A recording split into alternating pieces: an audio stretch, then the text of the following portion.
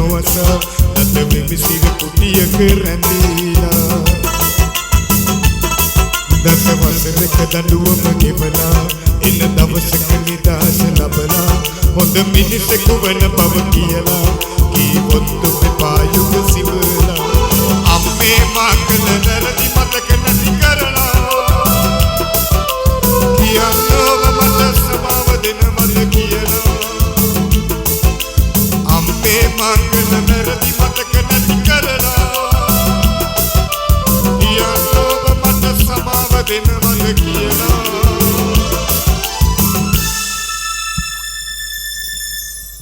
මම හිතන්නේ